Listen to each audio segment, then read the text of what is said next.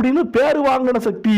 சிவன் வருவாரு, வரம் தருவாரு அப்படின்னு லட்சம் முறை, லட்சாதி லட்சம் முறை அச்சரம் படிச்சு மூச்சை பிடிச்சு தூங்காம தூங்கி போய் அத்தனையும் அடங்கி போய் உட்கார்ந்து இருந்தா பரமசிவன் வருவார்னு பார்த்தா இந்த பச்சை குழந்தை வந்து நிப்பா. எப்பா மகனே, உன் சிவனுக்கே சக்தி நான் தானப்பா அப்படின்னு சொல்லி சகல வித்தைகளையும் நமக்கு படிப்பிப்பா. ஆனாவுக்கு அடுத்தெழுத்து தெரியாத ஆளை கூட அண்ட சராசரத்தை கட்டி ஆள வைப்பா.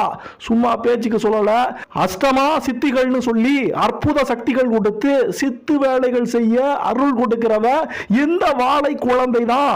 சிவபெருமான் வந்து சித்தர்களுக்கு அஷ்டமா சித்தி வரமெல்லாம் கொடுக்கல. வாழை தாயுடைய வரம் கிடைச்சாதான், அவளை பூசிச்சு அவ கூட விளையாண்டு வந்தாதான் எல்லா சித்தனுக்கும் சித்து வேலையே சித்தியாகும். என்னையா சித்து வேலைன்னு சொன்னா, அப்படி அந்த சித்து வேலையில என்ன இருக்குன்னு சொல்லி கேட்டா, அனிமான்னு சொல்லப்படக்கூடிய